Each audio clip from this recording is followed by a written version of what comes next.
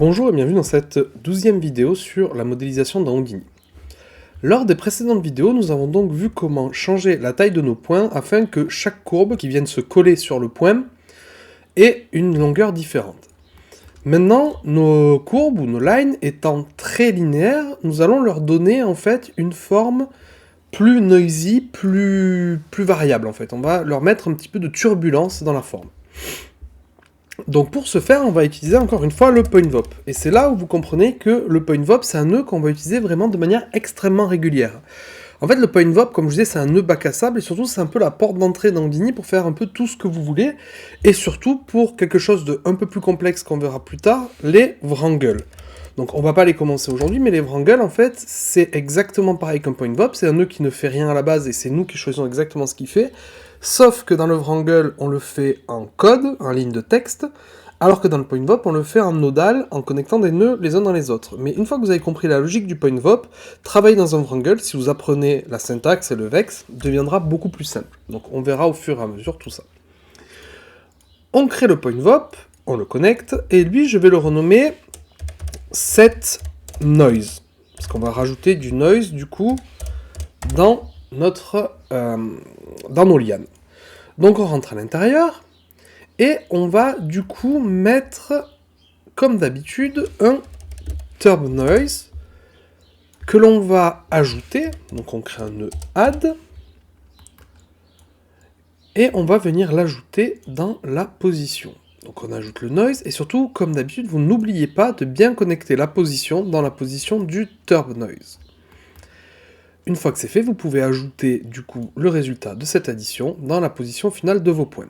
Et là, on se rend compte d'un petit souci. Vous voyez que ça bouge, mais c'est pas terrible. Même si j'augmente l'amplitude, vous voyez, il se passe un truc, c'est que mes lignes restent parfaitement droites.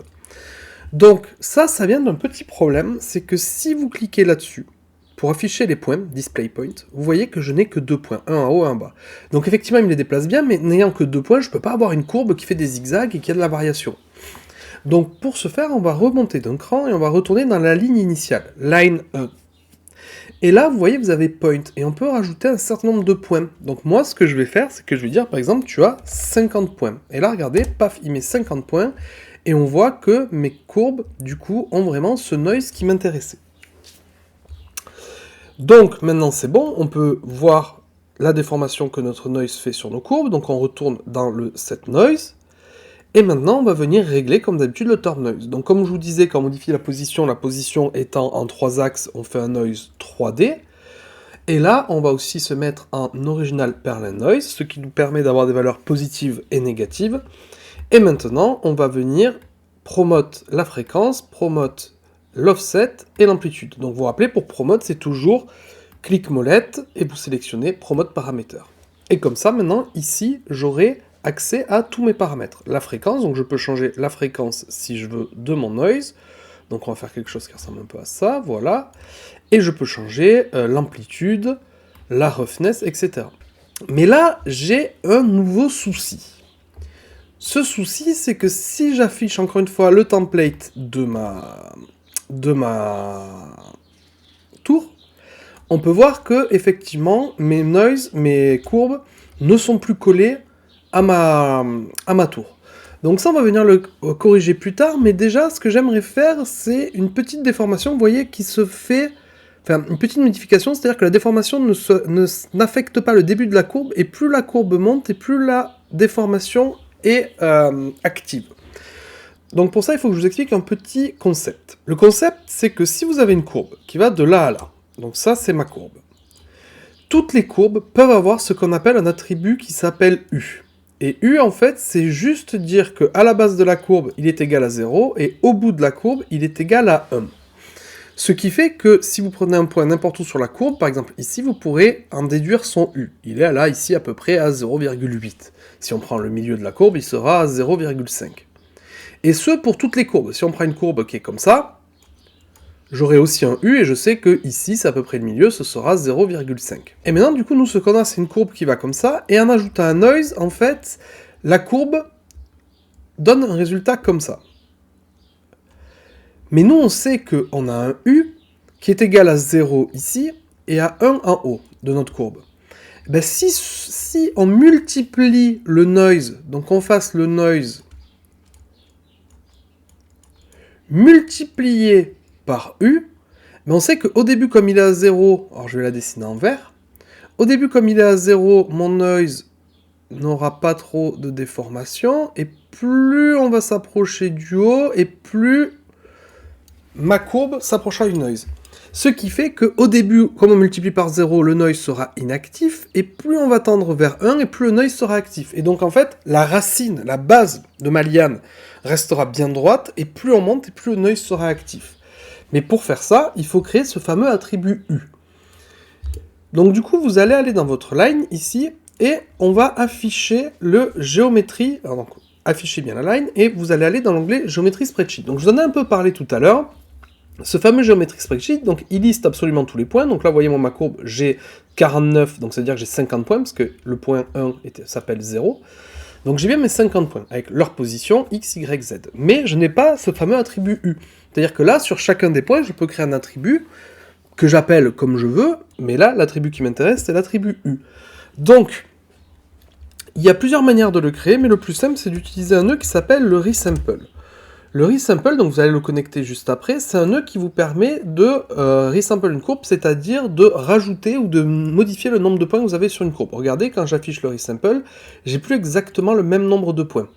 Et vous pouvez dans Length choisir la longueur qu'il y a entre chacun des points, c'est-à-dire que faire soit énormément de points, soit peu de points. Donc on peut laisser le resample modifier le nombre de points de la courbe, ou si on veut, on peut décocher le maximum length pour garder exactement le même nombre de points. Donc ça, c'est le maximum length, ça veut dire est-ce qu'on cut la courbe, et si on la cut, de tous les combien. Donc là, c'est de tous les 0,597.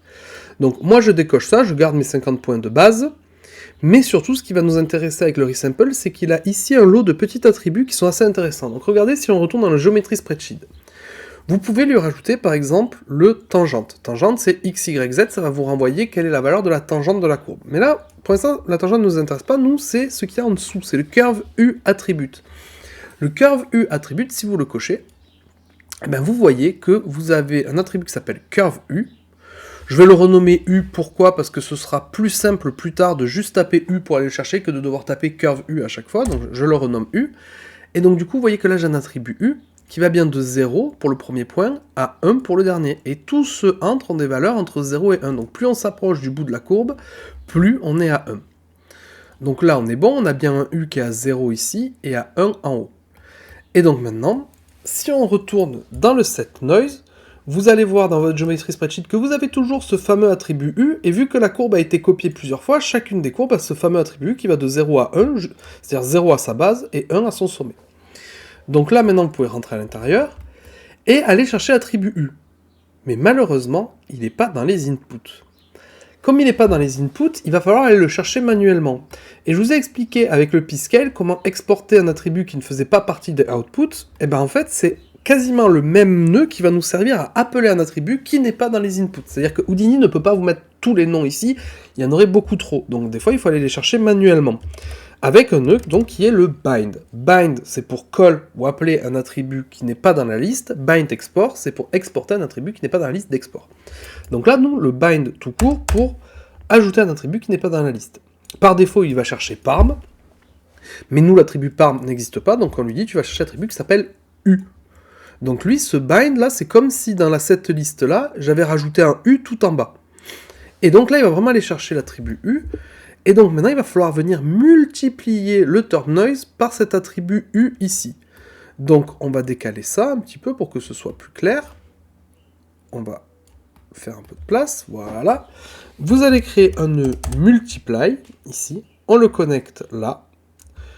Tout simplement pour multiplier en fait le turn noise avant de l'ajouter dans la position. Donc vous le multipliez par U. Et là, regardez ce qui se passe, paf, exactement ce que je voulais. Mes courbes ne bougent pas au début, et plus ça monte, et plus elles bougent. Et donc là, on a vraiment, si on revient en arrière, et qu'on affiche le template de la tower, on voit vraiment qu'au début, elles sont vraiment collées au sol et au niveau de la tour, et plus elles montent, et plus le noise les affecte. Et ce, même si je mets un noise extrême. Vous voyez, la racine de mes courbes, de mes lianes, est toujours pile poil au même endroit. Donc je fais CTRL Z pour revenir à des valeurs pas trop fortes. Donc on va mettre 1,2 peut-être. Vous pouvez changer la fréquence si vous voulez plus de détails. Moi je trouve que 0,9 c'est pas trop mal. Et maintenant il va falloir venir coller ces lianes sur notre tour. Eh bien, pour coller les lianes sur notre tour, ça va être exactement pareil que ce qu'on avait fait avant. On va utiliser le nœud Ray. Donc Ray, on va venir coller, et là maintenant il va falloir dire sur quoi on colle. Donc premier input, bien entendu, c'est les points qu'on veut coller. Donc nous, les points qu'on veut coller, c'est les points de nos lianes.